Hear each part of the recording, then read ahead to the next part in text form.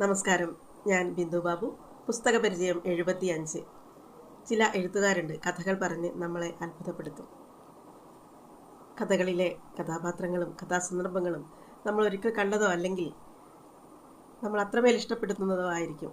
അങ്ങനെയുള്ള കഥാപാത്രങ്ങളെ ഒരിക്കലും നമ്മൾ മറക്കുകയുമില്ല. അത്തരത്തിലുള്ള ഒരു പുസ്തകത്തെ പറ്റിയാണ് ഞാൻ ഇന്ന് പറയുന്നത്. ശ്രീ ഇക്ബാൽ റീമസ് രചിച്ച പുതപ്പ്. ഈ പുസ്തകം വളരെ വർഷങ്ങൾക്ക് മുമ്പ് ഇറങ്ങിയതാണ്. അന്ന് ഈ പുസ്തകത്തെ ഒട്ടേറെ ചർച്ച ചെയ്യപ്പെടുകയും ചെയ്തിരുന്നു. കോപ്പി ലഭിക്കാത്തതിനാൽ ഇതിൻ്റെ രണ്ടാം പതിപ്പ് ഇറങ്ങുവാൻ ഇത്രയും കാത്തിരിക്കേണ്ടി വന്നു.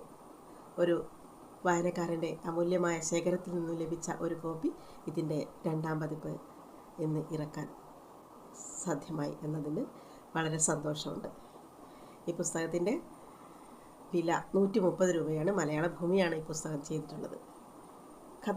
6 കഥകളാണ് ഈ പുസ്തകത്തിലുള്ളത്. വിശപ്പ് എന്ന കഥയിലൂടെ ഒന്ന് സഞ്ചരിക്കുമ്പോൾ വിളമ്പി വെച്ച ആഹാരം തട്ടിമറിച്ചിട്ട പൂച്ചയെ നമ്മൾ ഓടിക്കുമ്പോൾ വിശപ്പാണ് ആ കരഞ്ഞുകൊണ്ട് ഓടുന്നത് അല്ലേ?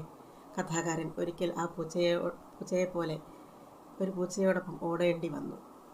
അങ്ങനെയാണ് കഥ പോകുന്നത്. ചിത്രപ്പെട്ടി എന്നൊരു കഥയുണ്ട്.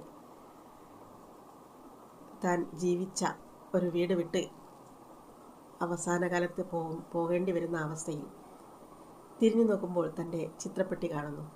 അയാൾ തിരിഞ്ഞു നടന്ന് ആ ചിത്രപ്പെട്ടിക്കുള്ളിലേക്ക് ഒരു ചിത്രമായി മാറുകയാണ്. എന്തൊരു മനോഹാരിതയാണ് അല്ലേ?